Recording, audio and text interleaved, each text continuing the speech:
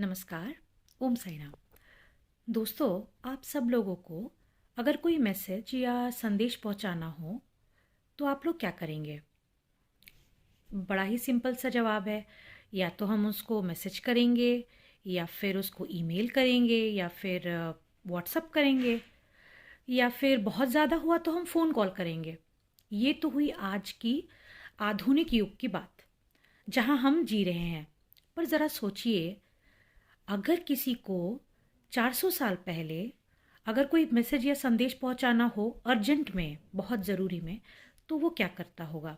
या फिर तब क्या किया जाता होगा ताकि कोई संदेश 5 से 6 दिनों की जगह वो सिर्फ आधे घंटे या बहुत ज़्यादा से ज़्यादा 1 घंटे में पहुंच जाए?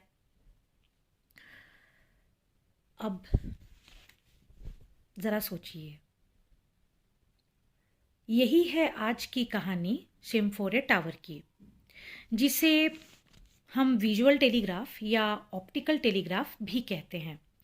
ये एक अद्भुत कला है जिसका प्रयोग किया गया ताकि विशेष सूचना को या किसी भी विशेष इंफॉर्मेशन को तुरंत पहुंचाया जा सके। सिम्फोनी टावर की कहानी शुरू होती है तकरीबन 1792 में फ्रांस में, जहां इस टावर का आविष्कार किया गया।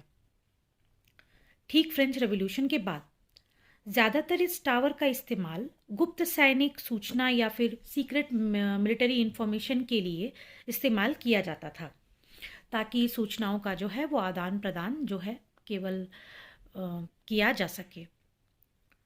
ये इतना लोकप्रिय हुआ कि नेपोलियन ने भी इसे अपने मिलिट्री ऑपरेशंस के तहत इसका यूज़ किया या फिर इसका इस्तेमाल किया।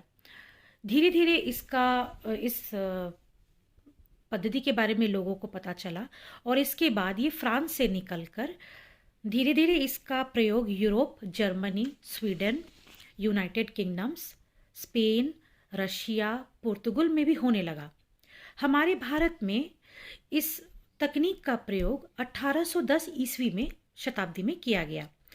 उस वक्त हमारा देश जो है वो अंग्रेज़ों के अधीन था, इसीलिए ज़्यादातर ये ब्रिटिशर्स या फिर अंग्रेज़ों के द्वारा ही उनके सैन्य गतिविधियों के लिए या सैनिक सूचनाओं के आदान प्रदान के लिए ही किया जाता था।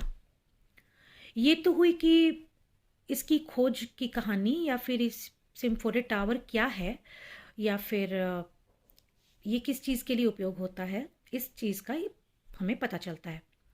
अब सिम्फोनी टावर किस तरह से बनाया गया और सिम्फोनी टावर में किस तरह से सूचनाओं का आदान प्रदान किया जाता था, ये मैं आपको बताती हूँ। सिम्फोनी टावर एक ऐसा टावर होता था जो ईंटों से बनाया हुआ एक सिलेंड्रिकल शेप का एक टावर होता था। वॉच टावर के जैसा एक टावर होता था, जो तकरीबन 75 से 80 फीट तक की ऊंचाई होती होगी उसकी। ज़्यादातर ये खाली ज़मीनों पे ही बनाई जाती थी तब के दिनों में। 1810 के समय में, तब के दिनों में ये खाली ज़मीनों पे ही बनाई जाती थी। और यदि ये किसी पहाड़ों पे बनाया गया होता या पहाड़ी पे बनाया गया होता तो इसकी ऊंचाई लगभग 35 से 40 फीट होती थी। अब इसमें ये किया जाता था कि पहला जो वॉच टावर है उस पे लोग जाके जो भी ब्रिटिश के अधीन जो लोग काम करते थे वो लोग जाके एक संदेश पहुंचाते थे।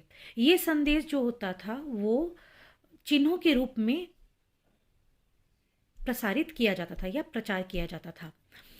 पहला जो है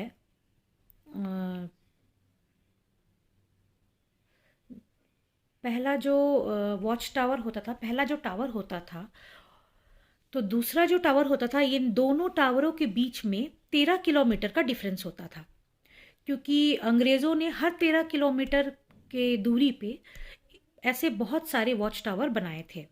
इसीलिए जो पहला जो जो रहता था वो 13 किलोमीटर की दूरी पे रहता था, और दूसरा जो 13 किलोमीटर की दूरी पे जो दूसरा था, वो दूसरा जो रहता था वो टेलीस्कोप के थ्रू उस चिन्ह को पढ़ता था, और तीसरे टावर को वो उसी तरह से उस सूचना को वो भेज देता था। इस तरह एक संदेश जो है सूचना को चिन्ह के रूप में पहला टेलीस्कोप के जरिए जो है वो दूसरे को भेज दिया जाता था और दूसरा टेलीस्कोप के थ्रू उसको पढ़कर तीसरे को भेज दिया जाता था। इस तरह एक सूचना महज कुछ ही घंटों में एक संदेश को हजारों मीलों का फासला वो तय कर लिया जाता था। हमारे यहाँ ब्रिटिशर्स या अंग्रेज ने भी इसका प्रयोग मिलिट्री के लिए ही ज़्यादातर इस्तेमाल किया। इसीलिए उन्होंने कलकत्ता से लेकर चुनार तक ऐसे कई टावर बनाए, हर 13 किलोमीटर के अंतर की दूरी पे। कलकत्ता चूंकि उस वक्त उनका मेन काम करने का जगह था, उनकी राजधानी, अंग्रेज़ों की राजधानी कलकत्ता थी, इसीलिए उन्होंने कलकत्ता से बनाया चुनार तक। आपको ऐसे पहुँच आपको ऐसे आज भी कई भी ऐसे बहुत सारे वॉच टावर या फिर आपको ऐसे बहुत सारे टावर मिल जाएंगे, सिम्फोनी टावर आपको बहुत सारे मिल जाएंगे जो आज भी कलकत्ता में हैं या फिर बंगाल के आसपास, बंगाल में हैं, बिहार में भी ऐसे कई सारे हैं, झारखंड में भी हैं और यूपी में भी हैं। धीरे धीरे टेलीग्राम का आविष्कार हुआ और इसका महत्व कम होने लगा।